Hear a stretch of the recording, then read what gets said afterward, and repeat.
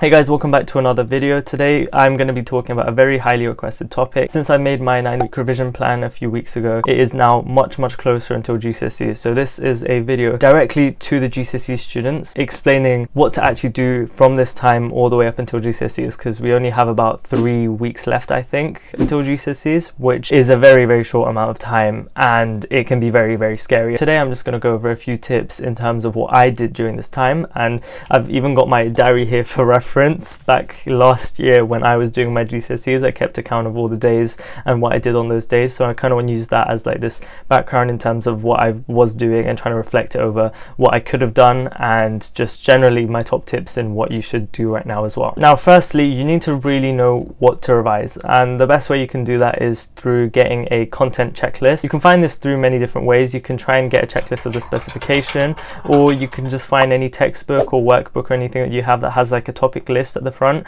and just work through them and see exactly what topics you are struggling with and see what topics you think you're good at, and that way you can really target your revision at different places. And you do this across all your subjects and make sure you see which subjects generally have the most like red areas where you don't know what's going on compared to the subjects you have less red areas in, if that makes sense. Now this is a very important thing. You need to be able to, at this point, do practice questions alongside your revision. Don't just spend an entire day going through, let's say, GCSE biology, just the content. What I would recommend you do is, instead of doing one whole subject the entire day, just to do portions of that subject and pair it up with exam practice as well. So let's assume GCSE biology again. Let's assume you're going over bioenergetics, for example, because you might have probably not learned that or whatever, and you can watch videos or find notes elsewhere or go over your own notes if you have any to understand the topic, or if you've made flashcards. That part really doesn't matter, because whatever you do, you're gonna see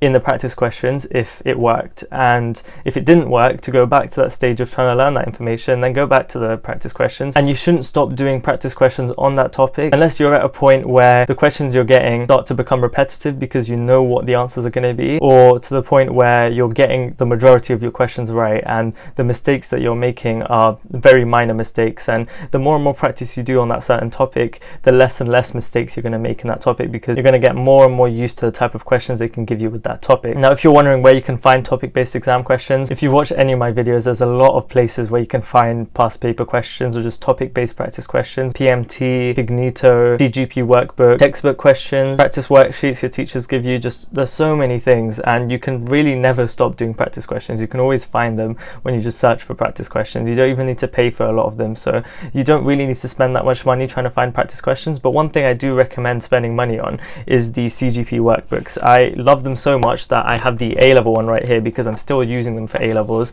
It was like a really good spend. So I really recommend getting workbooks, not really the revision guides. I mean, they're useful as well, but I would say workbooks are more useful because those really test your knowledge. But you can find a lot of questions online as well. But if you do find at a point that you're running out of exam questions and you still don't understand the topic fully, start going back over the questions that you've done and try finding patterns in what you're doing wrong, because sometimes it's going over those questions that you did wrong and seeing why you got them wrong, because there's always a lot of different reasons you could get a question wrong. If it's the fact that you just don't know the information, then you're going to have to go over more videos or find a different way of learning that information. But right now your main focus is getting practice papers and practice questions done alongside that revision, because that's what you need to do at this point. You only have a few weeks left. If you don't do those practice papers and questions now, you're not going to have time to do it later on. Now with that being said, it's very important for you to have a schedule at this time. Now don't be stubborn and decide, oh, you're going to get an amount of revision done. You don't need to plan it, you'll get the work done. Please make some sort of plan in what you're going to do each day. When you wake up, try and make a checklist of all the stuff you're going to accomplish that day, or perhaps make a time block study schedule in terms of what you're going to do throughout that day. Just have some sort of plan and know exactly what you're getting out of the day, because otherwise you're going to very quickly start procrastinating. And honestly, at this point, you're really trying to cut down on those distractions. I'm not saying spend every waking second of your life now revising, because that just literally isn't true. I'm currently looking over my entries, and every day isn't just revision or revision. It's also just doing other things as well, such as like going outside, talking with friends, stuff like that. It's not only meant to be a revision, but try and make sure that you embed revision into every day from now on, because it's only a matter of weeks, but you're going to get a lot out of these weeks if you actually spend the time revising during them. Okay, we're also at a time where we only have a few weeks before our exams, and I usually don't recommend doing this, but it's now also a time to start prioritizing certain subjects over other ones based on your exam timetable. And I really recommend checking it out and making sure you know when all your different exams are, and to focus on different topics at different times. I would still recommend at this time of the year to go over all the topics equally and base your prioritization on which subjects need the most help. But by the time you get to 1 week before the exam, 1.5 weeks, 2 weeks before the exam, make sure you start focusing on the subjects that you have first, and in that like first batch, because it's split over like 2 batches of time, you've got like a bit of a break in between as well, and the entire course of the exams is over like a month, so it's one massive marathon. You can't just do it all in one go. You need to really be consistent with your revision, and that's why it's important to kind of prioritize different parts of your revision depending on when your exams are. And I'm planning on making a more in-depth video on how to do that like last minute revision, because it's really important, the revision you do on the day of the exam and the like night before the exam. That's really a crucial part of the revision process. Obviously it's not the most important part, everything before that is really important, but teachers often say that last minute revision is completely useless, but I do believe that there is a bit of use in that last minute revision, but I'll go over that in a different video. In terms of right now, I recommend just structuring your revision depending on what subjects need the most help, and depending on what topics you seem to be the weakest at and what questions you're consistently getting wrong. Those are the ones you're trying to put more practice into. But as the weeks go on, try and focus more and more on your first couple of subjects and the first couple of exams that you have. So if you don't know where your exam timetable is, make sure you ask a teacher for it. You can find online as well the course of GCSE exams and when they all are, but it's really important to know when you have your different exams and to slowly start prioritizing different subjects over other ones depending on when your exams actually are. Because one good thing is once you've done an exam, you don't need to worry about that content anymore, and so the workload just reduces a tiny bit, and after each exam the workload gets less and less. By the time you get to the last exam, you're going to be very tired and very knackered. It's going to be a great feeling, trust me, as soon as that last exam is done, and you can actually relax for like your longest summer ever. It is a long journey until then, but it is definitely a doable one. So honestly, I just want to say, don't stress. If you stick to having a good schedule and making sure you're consistently getting that amount of revision done. A lot of people always ask me how many hours of revision should they do, but it really depends on where you're at and what you need to get done.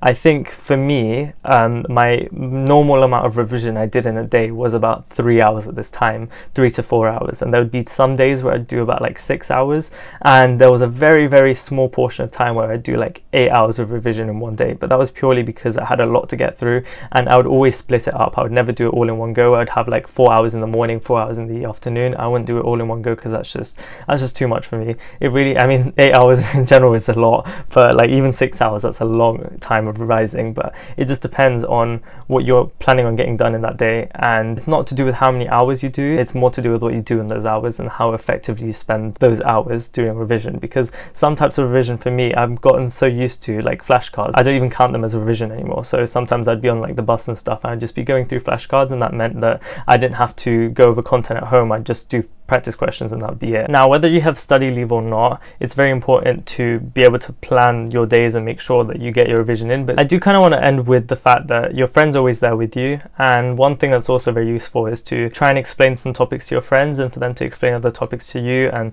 that way the whole course seems a bit easier to comprehend, and when you're teaching something to someone else, it's a bit easier to understand it yourself as well, and it makes you go over the subject in a more light-hearted way as well. But I mean, it's always important to get that practice in. I'm going to be saying it for a long time, practice is literally the way to do well in your exams, but obviously you can't get that practice in if you haven't done all the steps beforehand. It's really a checklist. Your checklist is literally, firstly, have you identified the topics you're weakest at in all your different subjects and what subjects you're generally weakest at. Secondly, if you've done that, make sure you start planning out your days and pairing up your weakest topics with practice questions and making sure those weakest topics start becoming stronger topics. Once you're starting to do that, then start putting in practice papers into the mix as well. Don't do too many practice papers. I mean, like, don't do like 3 past papers each day. Try and have an even balance between past papers, practice papers and stuff, and topic-based exam questions, because they're both just as useful but in different ways, and the amount you do of each really depends on what you're trying to get out of it. If you're doing practice questions, it will probably be more so because you're trying to understand a certain topic and you're still not as certain with that topic as you are with other topics, but the past papers, you're really doing them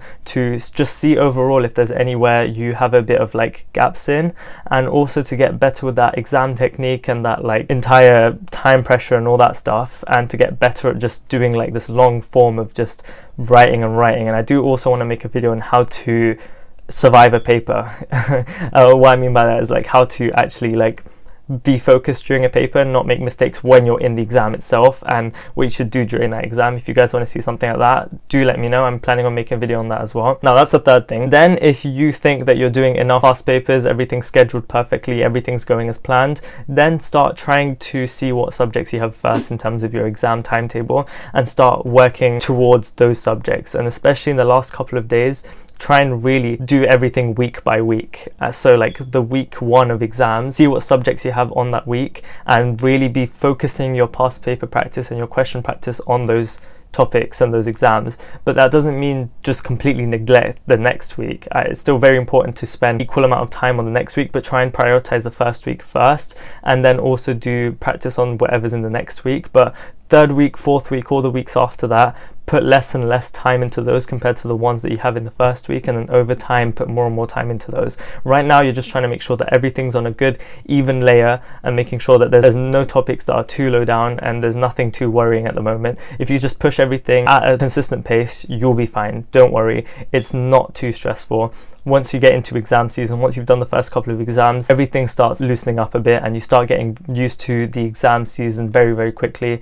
And one thing you're going to realize is you still have a lot of time. Like, it does seem like only 3 weeks until GCSEs, which is true, but once you get into exam season, all that time, all that like month of exams is also still revision time, and you're also going to have all these weeks still to do more revision in. So you shouldn't be too stressed. At the moment, just make sure that you're consistent with your practice questions and perhaps your videos, your flashcards, whatever you're doing. Make sure you're consistent. That's the main thing. Consistency is the reason you're going to do well in these exams. Don't do like 6 hours of revision one day and then nothing the next day. Try and keep it consistent, but also keep your breaks in, keep the fun activities in, make sure you're hydrated, make sure you're eating properly, make sure your mental health is in check, because that's obviously what's most important.